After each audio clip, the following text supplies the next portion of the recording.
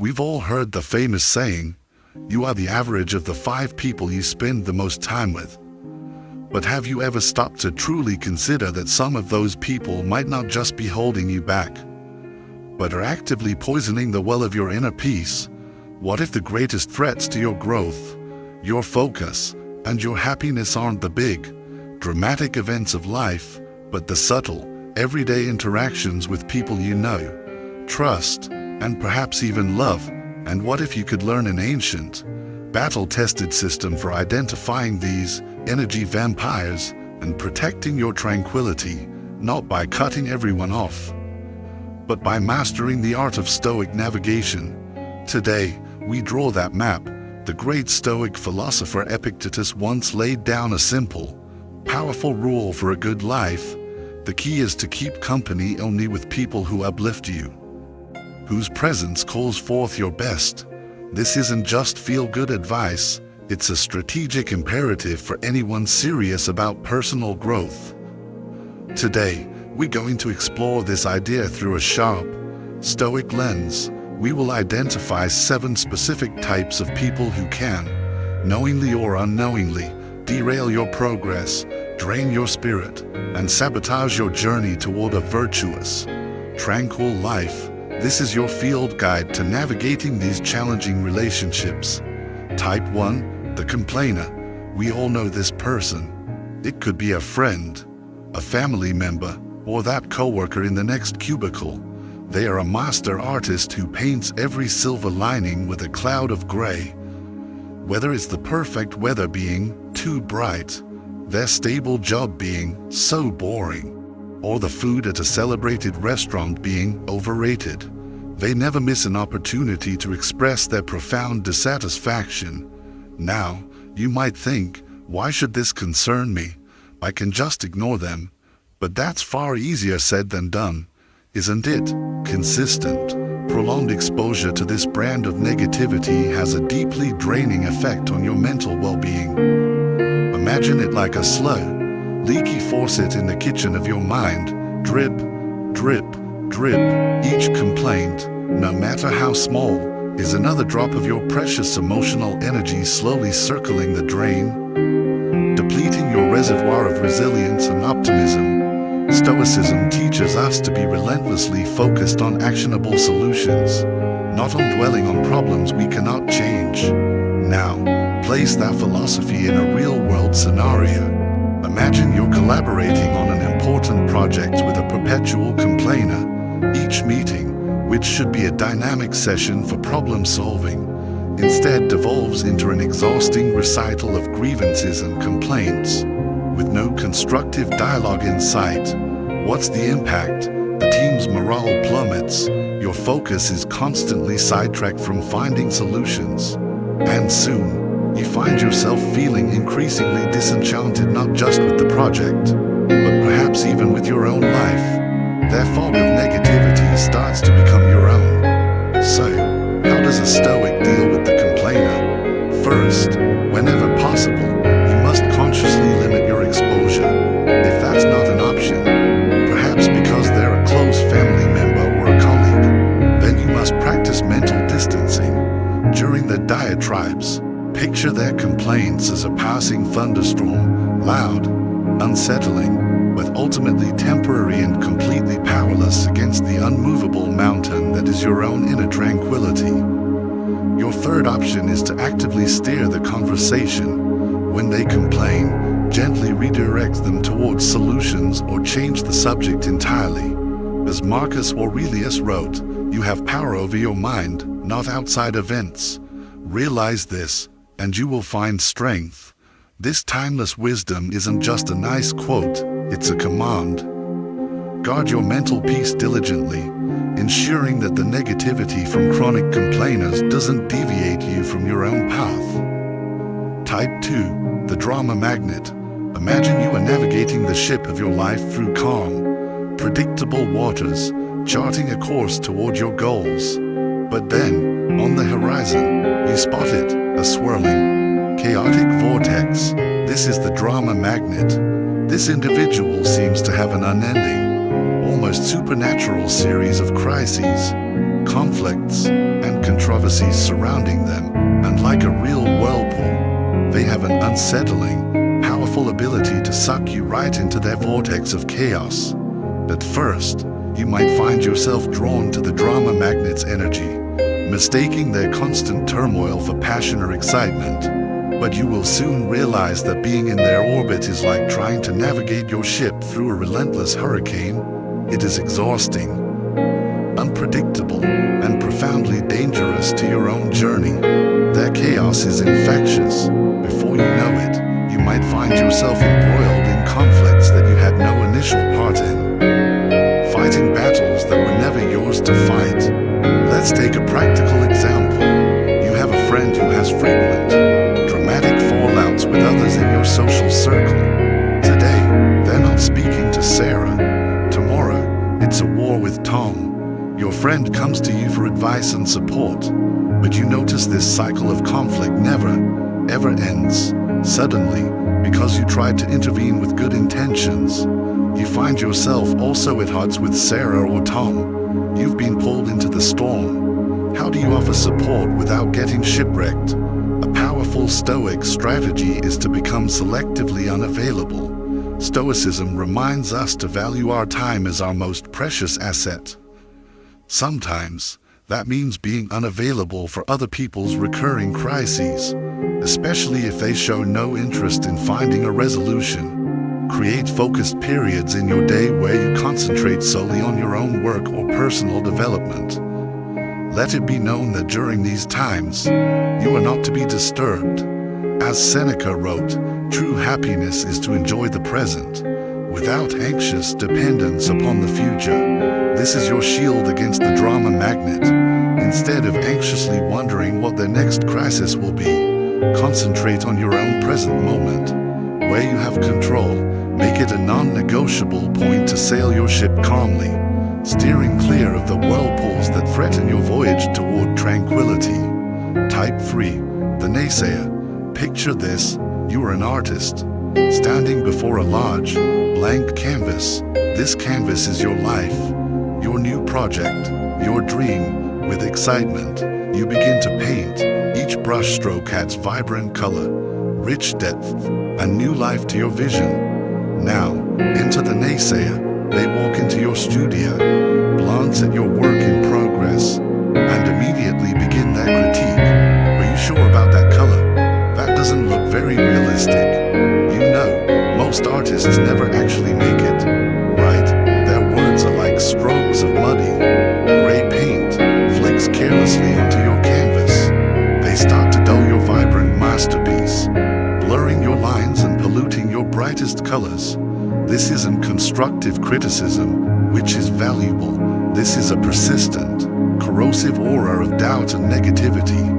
Let's say you're excited about pursuing a new career path. You've done the research, you've spoken to professionals, and you've started taking courses. You are filled with a sense of purpose. When you share this enthusiasm with the naysayer, they don't share your excitement. Instead, they quickly and expertly list all the reasons it won't work out.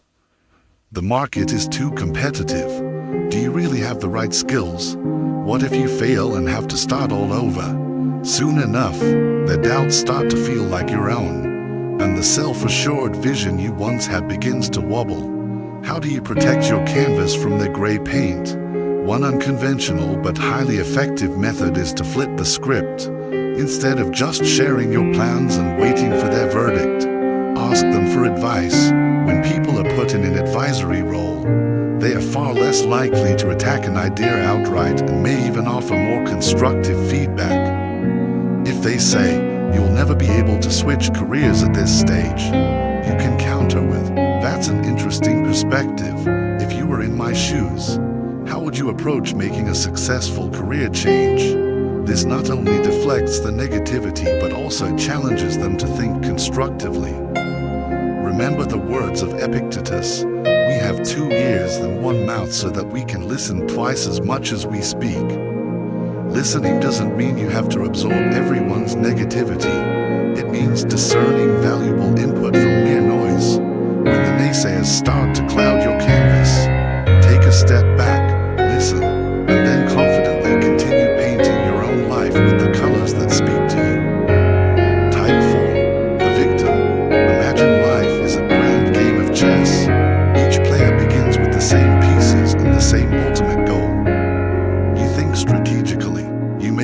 calculated sacrifices, and you take considered risks to move forward. The victim, however, plays a different game. They blame the board, the pieces, or even their opponent for every poor move they make. In their eyes, they are perpetually in checkmate, not because of their own choices, but because of some vast, external force that is working against them. Their personal narrative is a never-ending tale of woe, with themselves cast as the helpless protagonist. I can't get ahead in my job because my boss dislikes me. I can't get fit because I have bad genetics. I can't find a good partner because everyone is flawed. It is crucial to distinguish this from people facing genuine hardship. The victim we are discussing uses that predicament as a permanent identity, a shield that protects them from ever taking responsibility for their actions or their inaction. You might find yourself entangled in their storyline, cast as the supporting character whose role is to constantly rescue them. You spend countless hours listening to them blame their endless string of failed relationships entirely on their ex-partners.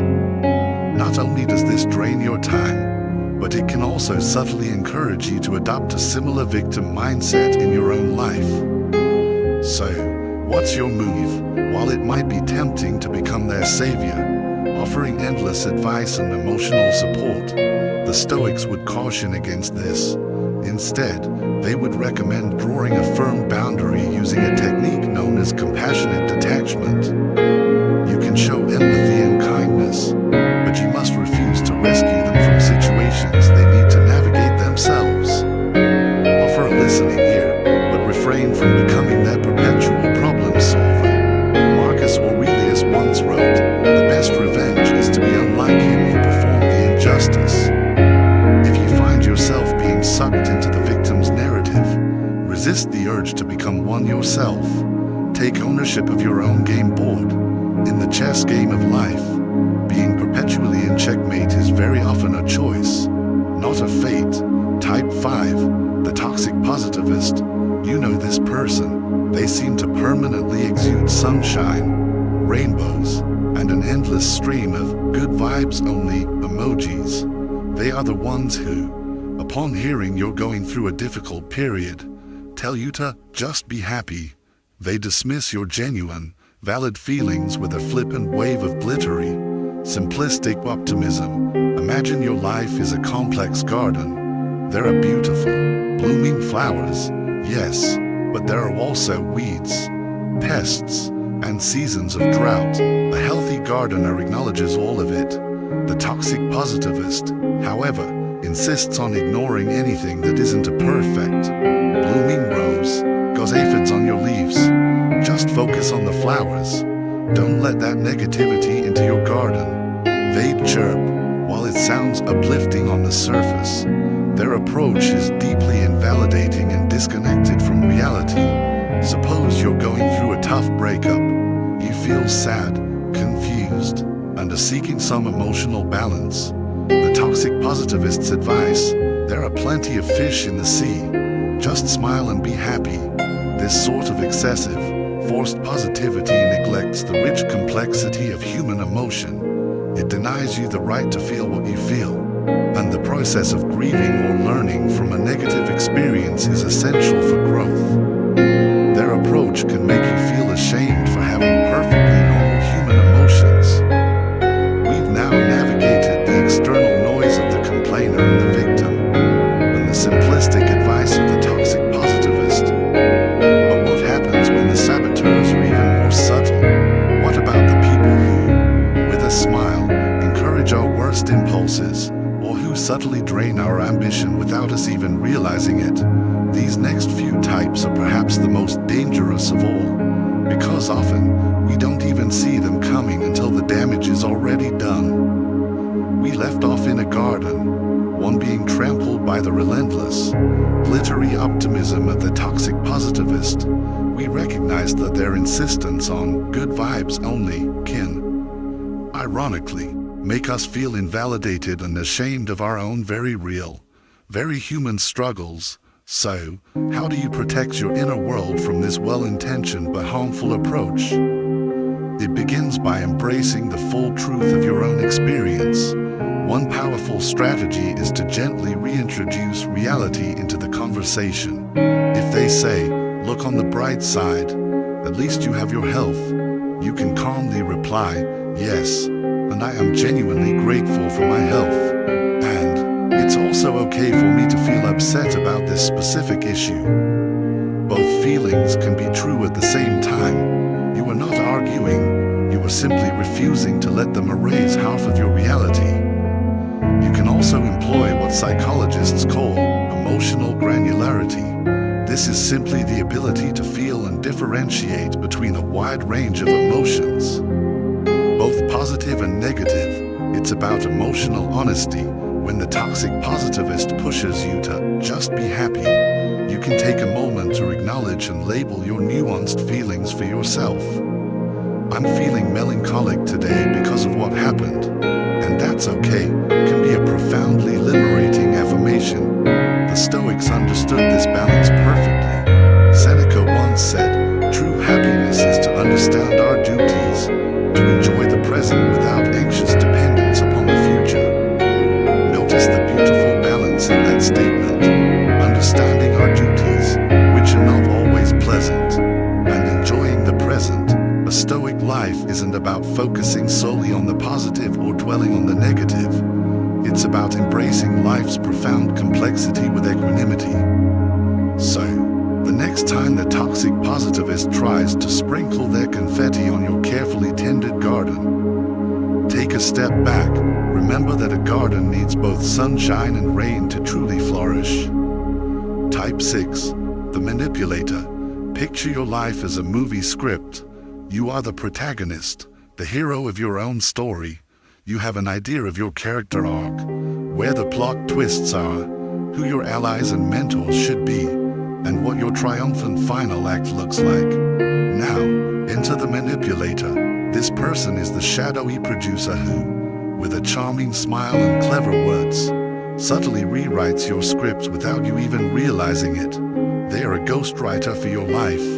They change a line of dialogue here, cut a scene where you stand up for yourself there. One day, you wake up and find that your storyline has veered completely off course, and you barely recognize the character you've become. The manipulator is skilled in the art of emotional and psychological maneuvering. They might use flattery, feigned weakness, guilt trips, or even outright deceit to steer you in a direction that benefits them, often at your expense. You might have a friend who always manages to get you to pay for dinner by saying something like, "You know, I've been having such a rough month, and you're so successful. It wouldn't mean much to you, but it would truly make my day better." Over time, you realize your generosity has been taken advantage of, but calling them out feels impossible, because they framed their manipulation as a plea from a friend in need. Handling a manipulator can be a tricky and delicate business.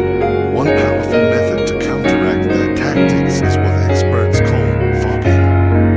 Imagine their manipulative statement is a punch being thrown at you. Instead of blocking it rigidly or letting it hit you, you become like fog. You absorb the impact without resistance, agreeing with any small truth in their statement, but refusing to be moved by the emotional coercion behind it. If they say, "You're so successful, you should cover dinner," you can respond with a calm, "You're right that I've been doing well lately, and let's split the bill as we usually do." You've acknowledged their point but held your ground. The punch passes right through you. Another crucial approach is to set clear, unwavering boundaries and enforce them. If the manipulator consistently wants you to lend them money or commit to tasks you're uncomfortable with, you must learn to say no, calmly and assertively, without a lengthy apology. "I can't lend you money, but I'm here to offer emotional support," sets a firm boundary while still showing you care. Drawing inspiration from Stoic thought, Epictetus warned us, "We cannot choose our external circumstances, but we can always choose how we respond to them." The manipulator thrives on your predictable reactions. They bank on your kindness, your guilt, or your desire for approval.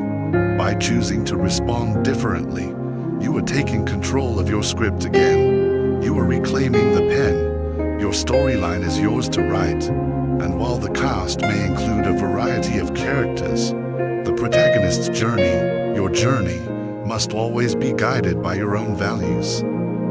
Type 7, the Time Vampire. Imagine your daily life as a carefully crafted symphony. Each instrument represents a task, a goal, or a commitment. When played together in harmony, they create a beautiful, productive, and meaningful life. But then, the Time Vampire joins the orchestra. They don't have a script. They come in screeching their instrument off key at all the wrong moments, drowning out your beautiful melody and turning your composition into discordant, stressful noise. The Time Vampire is not necessarily malicious. In fact, they might seem quite benign. It could be that friendly colleague who constantly interrupts your deep work with trivial questions, turning your productive workday into a series of fragmented, frustrating moments. Or it could be that well-meaning friend who invites you to countless social events that you have no real interest in, making you feel obligated to attend and draining your precious reserves of time and energy. These interactions might seem inconsequential in the moment, but their cumulative effects can be profoundly disruptive to your life's work. So, how do you protect your symphony from being ruined? One highly effective strategy is to build walls of sacred silence around your time. The Pomodoro technique is one famous method, involving focused work intervals separated by short breaks. But the tool doesn't matter as much as the principle. During these focused intervals, you must make it clear that you are not to be disturbed. You are creating a "do not disturb" sign for your mind studio. If you find yourself dealing with a social time vampire, remember that saying no is not just okay, it is absolutely essential for your well-being. Instead of offering elaborate excuses, a simple, "I really appreciate the invite, but I can't make it," suffices. You must understand that declining an invitation is not a rejection of the person, it is an affirmation of your own needs and priorities. It is you, acting as the maestro of your own symphony. In the words of Seneca, life, if well lived, is long enough. Stoicism teaches us that time is our single most precious, non-renewable resource. It is the canvas upon which we paint the entire portrait of our lives. And we should be ruthlessly selective about who and what deserves a stroke of our brush.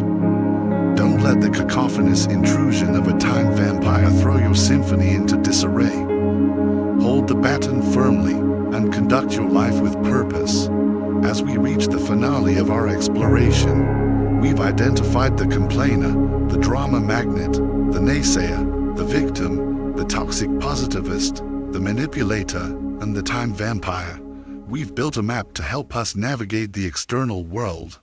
But the final and most important teaching of Stoicism is to turn that map inward. The most challenging and enlightening task is to look in the mirror with unflinching honesty and ask, am I perhaps unintentionally playing one of these roles in someone else's life? Because at its core, all 7 of these types have one thing in common. They infringe upon agency. They drain energy. They manipulate choices. They steal time. And they cloud judgment. They make it harder for others to live a life of purpose. The Stoic path isn't about building a fortress to hide from the world. It is about building an inner citadel so strong, so tranquil, and so well governed that the chaos of the outside world cannot breach your peace. It's about becoming a person whose presence, to quote Epictetus, calls forth the best in others. If you are ready to stop being a character in someone else's story, if you are ready to become the conductor of your own symphony and the master of your own mind, then your work with us has just begun. Subscribe now and join this community of modern-day Stoics who are dedicated to building a life of resilience, purpose, and tranquility. Click the bell so you don't miss a single